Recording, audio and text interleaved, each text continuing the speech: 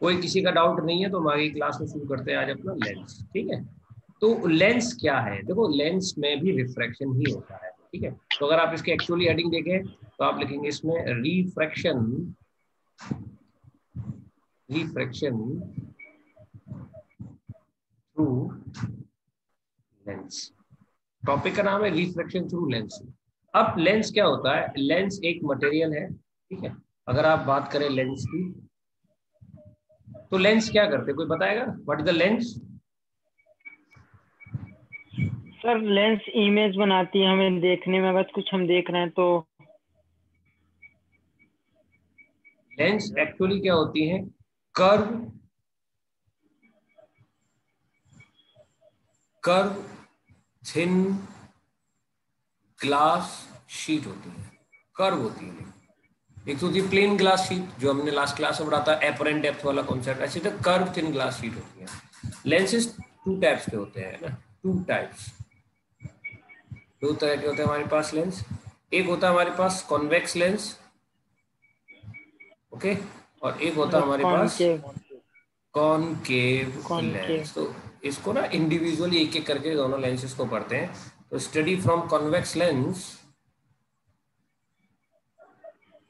Convex lens क्या होता है? कॉन्वेक्स लेंस की अगर कोई आपसे पहचान पूछे what is the convex lens, तो आप कहेंगे जी कॉन्वेक्स लेंस एक लेंस होता है जो एजेस पे तो थिन होता है, thin at edges and thick at middle. Middle पे थिक रहेगा यहाँ पर और एजेस पे थिन रहेगा। ये पहचान होती है किसकी? कॉन्वेक्स लेंस की पहचान होती है। समझ में आया नहीं आया? एजेस पे क्या?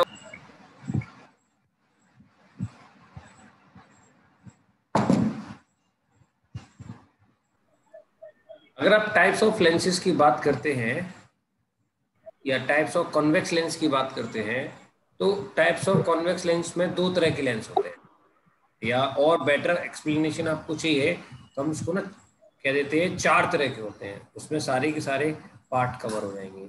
जैसे नंबर 1 सबसे पहला होता है आपका biconvex lens, biconvex lens. ठीक है, एक होता है हमारे पास equiconvex lens, EQUIQ convex lens.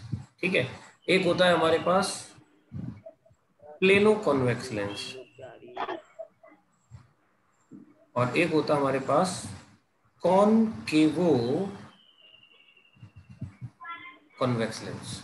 ठीक है, ये मेजरली हमारे पास चार तरह के पार्ट होंगे, इसमें सारे की सारी चीजें कवर होगी। अब इनके नाम से ही इनको समझो। बाई कॉन्वेक्स लेंस एक ऐसा कॉन्वेक्स लेंस जिसकी सर आवाज दोनों, क्या आ रही है?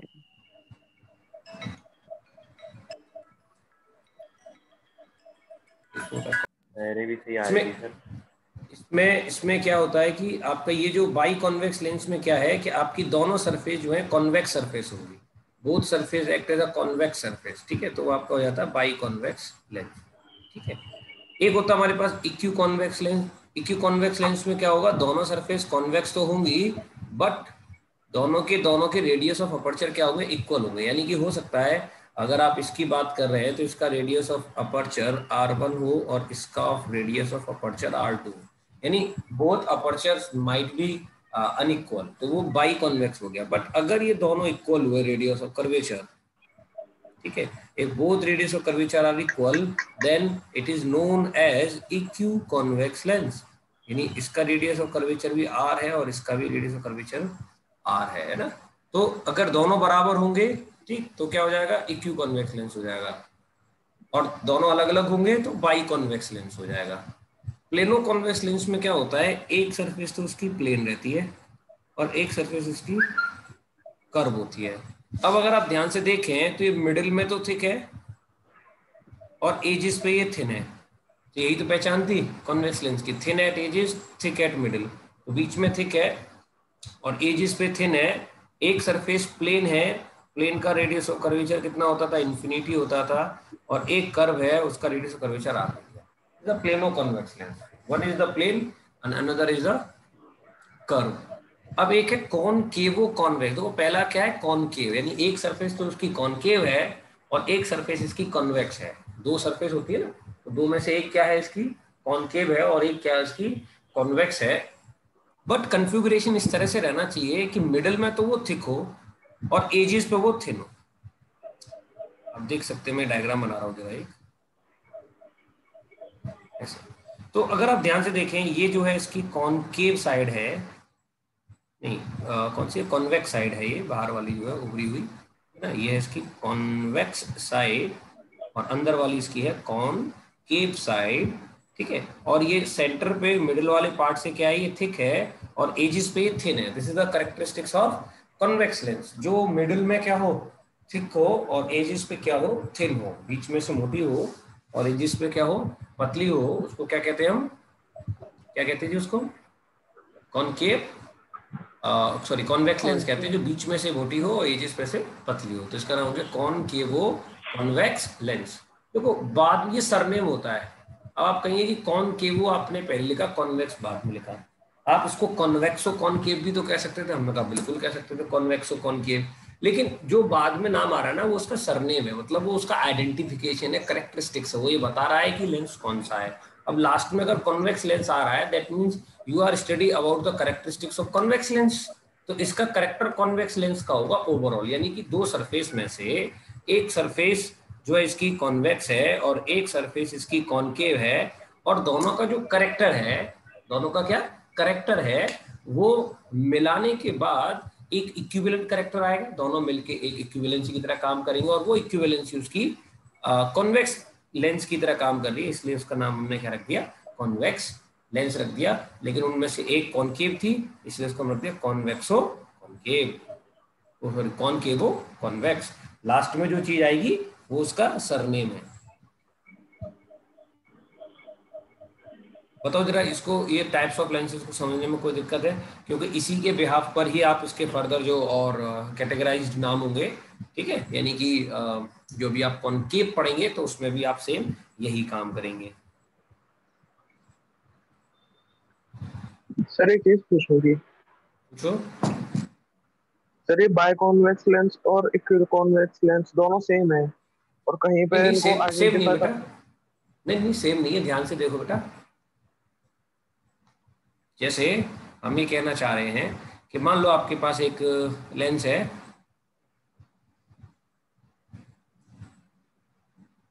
ये ठीक है, अगर आप ध्यान से नोटिस करें क्या दोनों का जो रेडियस ऑफ कर्वेचर है वो इक्वल है क्या, क्यों भाई? No sir. नो अगर सर। आप कंप्लीट करेंगे तो इसका जो अपर्चर आएगा निकल के वो एक बड़ा आएगा, इसका जो आएगा वो छोटा आएगा, आएगा नहीं आएगा? तो इसका जो सेंटर से यहाँ तक की जो डिस्टेंस होगी ये दिस इज और R2, और इसका जो अपर्चर आएगा बड़ा सा निकल के ये है ना, इसके सेंटर यहाँ से दिस इज और R1, क्या R1 R2 बराबर है? No sir. इसीलिए इसको हमने बाई कॉन्वेक्स नाम रखा। बाई का मतलब है कि दोनों कॉन्वेक्स होंगे ये तो पक्की बात है, पर दोनों के रेडियस और कर्वेचर बराबर होंगे या नहीं होंगे ये जरूरी नहीं है, तो बाई कॉन्वेक्स हो गया। बट अगर दोनों के रेडियस और कर्वेचर बराबर है तो वो इक्यू कॉन्वेक्स हो गया, इक्यू मतलब बराबर। और बताओ कोई डाउट हो तो? No sir.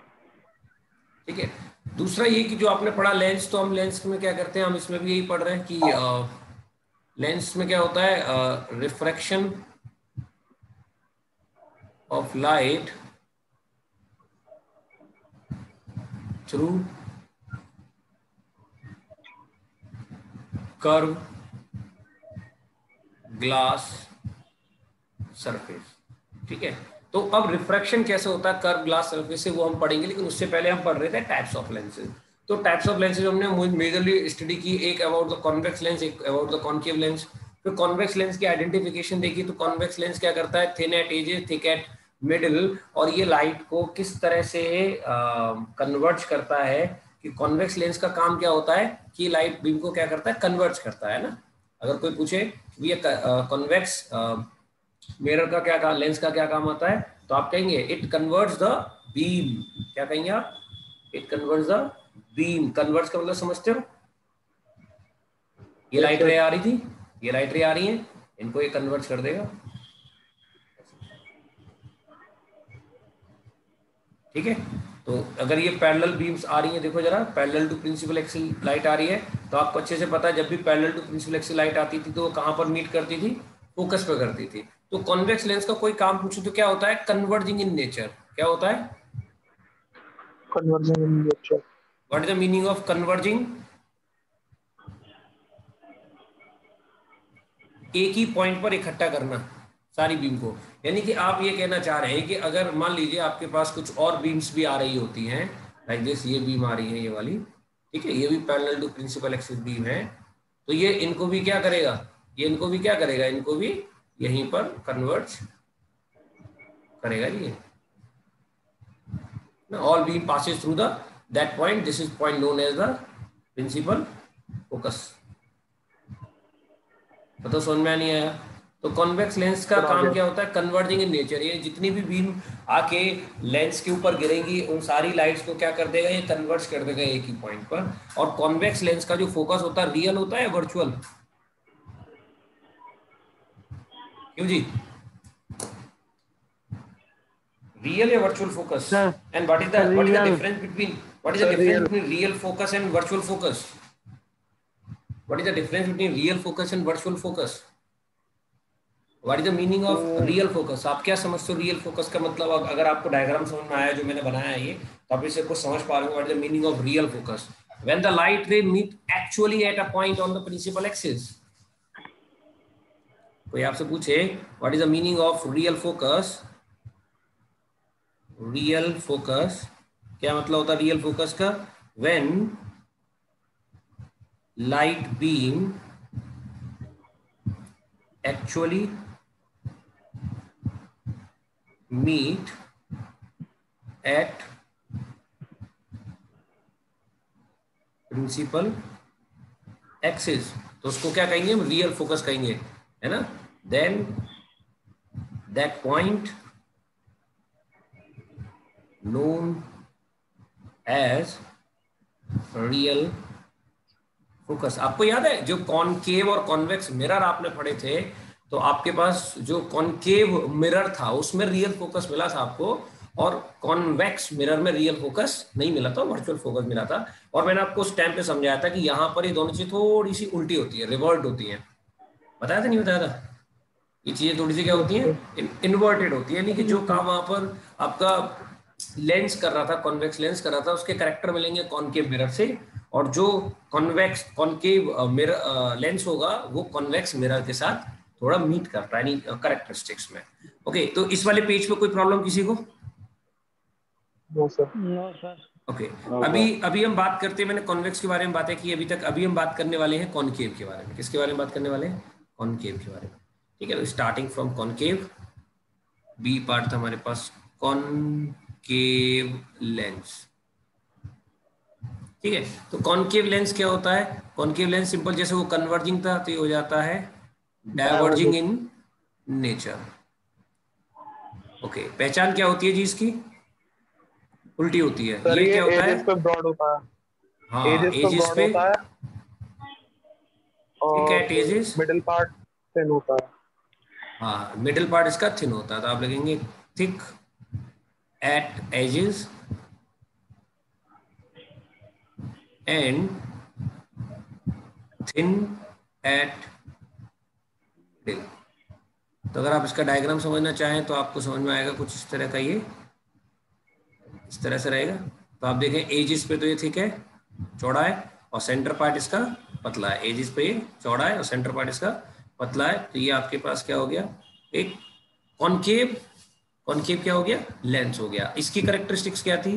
When light comes parallel to the principal axis, अगर यहाँ पर पैरेलल टू प्रिंसिपल एक्सिस आपकी लाइट आएगी तो ये क्या करता है, उसको डाइवर्ज कर देता है। क्या कर देता है? उसको डाइवर्ज कर देता है। When light comes to the principal axis it diverge. Diverge मतलब होता है फैला देना। डाइवर्ज का मतलब क्या होता है, ऐसे करके बाहर की तरफ फैला, इस तरह से उसको बाहर की तरफ फैला देता है। समझ गए? क्या ये आगे जाके कहीं मीट करेंगी लाइट रे? ऐसे करके जा रही हैं तो ये आगे जाके कहीं मीट नहीं करेंगी, तो हमें ना ये लाइट जो है वो पीछे हटाने पे ही मिलेंगी। यानी कि अगर आप इनको पीछे इस तरह से हटाएंगे तभी आपको ये लाइट रे मिलेंगी। यानी कि आप इसको ऐसे समझ सकते हैं, समवेयर हियर ये कहीं यहाँ पर मिलेगी ऐसे जाके, ठीक है। ऐसी ये वाली जो बीम होगी ये जाके कहीं यहाँ मिलेगी समवेयर हियर। तो अब ये जो पॉइंट आपको मिले हैं, है ना, अब ये जो पॉइंट मिले हैं आप इसको थोड़ा सा डॉटेड में भी दिखा सकते हैं, अलग कलर में दिखा रखा है तो इसका मतलब वही वर्चुअल मीटिंग पॉइंट्स हो गए, ठीक है। तो ये वाला जो पॉइंट आया आपका ये फोकस होगा, है ना, और इस फोकस को हम बोलते हैं वर्चुअल फोकस। ये रियल फोकस नहीं होता, ठीक है। समझ गए होंगे रियल फोकस क्यों नहीं है, क्योंकि यहाँ पर लाइट बीम जो है वो इमेजिन की जा रही है कि कहीं यहाँ से आ रही है, तो इसको हम बोलते हैं वर्चुअल फोकस, ठीक है। और ये क्या करता है, डाइवर्जिंग इन नेचर होता है, ठीक। अब कोई बच्चा ये पूछना चाह रहा हो या समझना चाह रहा हो कि लाइट बीम डाइवर्स कैसे हुई है, कन्वर्ट्स कैसे हुई, तो इसके पीछे की थ्योरी थोड़ा सा अलग है, क्योंकि इसमें 2 स्टेप थ्योरी होती है। तो मैं आपको थोड़ा सा एक एग्जांपल लेके समझा देता हूँ एक कॉन्वेक्स के लिए, कि जैसे मान लीजिए आपके पास एक कॉन्वेक्स ये था, है ना, मिरर था या लेंस था। तो अब मान लीजिए कोई लाइट रे ऐसे करके आ रही थी, फॉर एग्जांपल दिस वे। अब लाइट रे अगर इस तरह से आ रही थी, ठीक है, ये लाइट रे आ रही है आपको, देखो ऐसे करके यहाँ पर आती है और यहाँ पर आके गिरती है। जैसे यहाँ की लाइट गिरेगी तो यहाँ पर क्या होगा, अब ये रेयर से डेंसर में एंटर कर रही है, क्योंकि ये ग्लास है, ग्लास है refractive index more than air, तो रेयर टू डेंसर में लाइट अगर एंटर करेगी तो क्या करेगी, नॉर्मल की तरह बेंड कर जाती थी, आपको पता होगा। अब इसका जो अपना एक सर्किल होगा तो उसका कहीं एक सेंटर होगा, होगा नहीं होगा। अब वो सेंटर अगर कहीं होगा इसका, ठीक है, तो उस सेंटर से एक लाइन पास करेंगे, तो उस लाइन को हम नॉर्मल कहा करते थे, आप याद करो, दिस इज अ नॉर्मल। ये क्या हो गया, नॉर्मल, है ना, ये आपका इंसिडेंट एंगल हो गया। तो लाइट क्या हो जाती थी, नॉर्मल की तरफ बेंड हो जाती थी। देखो ये आपने बेंड कर दी लाइट को, थोड़ा सा हम लाइट को क्या कर दे रहे हैं, बेंड कर दे रहे हैं नॉर्मल की तरफ, जल्दी देखो ऐसे करके बेंड कर दी। अब जब ये लाइट अब डेंसर से रेयरर में निकलेगी ना बाहर दोबारा, it comes from denser to rarer, तो अब देखो इस वाले पॉइंट पे दोबारा एक नॉर्मल और होगा, और वो नॉर्मल होगा दूसरी सरफेस का, देखो इधर की तरफ।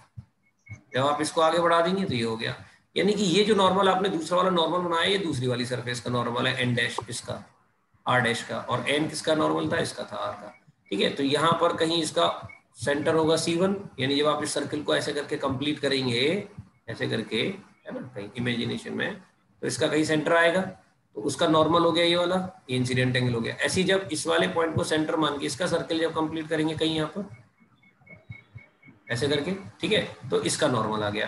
तो अब देखो जरा, जब ये लाइट ऐसे आ रही थी नॉर्मल की तरफ बेंड कर गई, ठीक है, अब आपका नॉर्मल ये हो गया एन डैश, तो अब ये नॉर्मल से अवे जाएगी, यानी कि लाइट और फर्दर बेंड हो जाएगी। जाना तो इसको ऐसे था आगे की तरफ, ठीक है, जाना इसको इस डायरेक्शन में था, किधर जाना था, इस वाली डायरेक्शन में, ऐसे आ रही थी और ऐसे जाना था। लेकिन जब ये डेंसर से रेयर में जाएगी तो अवे फ्रॉम द नॉर्मल जाएगी, तो ये थोड़ी सी और यहाँ के, तो आपको इतना ज्यादा दिमाग नहीं दौड़ाना, बस आप एक बात समझिए इसमें, वो क्या था कि लाइट जब ऐसे आ रही थी, पहले लेंस में घुसी, एक बार डेविएट हुई, फिर लेंस में कोई फर्दर डेविएट हुआ और एक पॉइंट पे जाके इकट्ठा हो गई। तो क्या लेंस ने इसको कन्वर्ट किया, इकट्ठा कर दिया एक ही पॉइंट पे लाके? तो इस तरह से कॉन्वेक्स लेंस काम करता है। कॉन्वेक्स लेंस के अंदर जो मटेरियल है वो क्या करता है, लाइट को प्रिंसिपल एक्सिस की तरफ सुकूरता चला जाता है। समझ में आया नहीं आया? तो इस तरह से हमारा क्या होता है, एक कॉन्वेक्स लेंस काम करता है। अब जैसे कॉन्वेक्स लेंस काम कर रहा है तो इसका इन्वर्ट कॉनकेव भी तो काम करेगा ना, तो वो लेंस प्रिंसिपल एक्सिस से दूर लेता हुआ चला जाएगा, इसलिए हम उसको क्या कह देते हैं, डायवर्जेंट बीम कह देते हैं। क्या कह देते हैं उसको, डायवर्जेंट बीम कह देते हैं।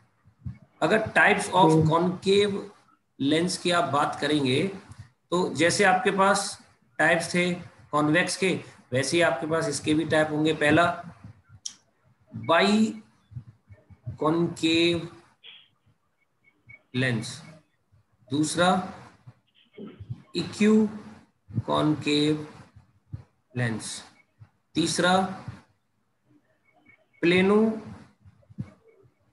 कॉनकेव लेंस, और चौथा कॉन्वेक्सो कॉनकेव लेंस। इस बार सरनेम क्या है इसका, कॉनकेव लेंस, कॉन्वेक्सो कॉनकेव लेंस। तो आप समझ गए हो कि सरनेम एक्चुअली बताता है करेक्टरिस्टिक्स क्या है उसका, तो करेक्टरिस्टिक्स उसका है कॉनकेव की तरह, तो लास्ट में कॉनकेव आ गया। ओके, जरा समझ लेते हैं। बाई कॉनकेव में क्या हुआ कि हमारे पास एक कॉनकेव था,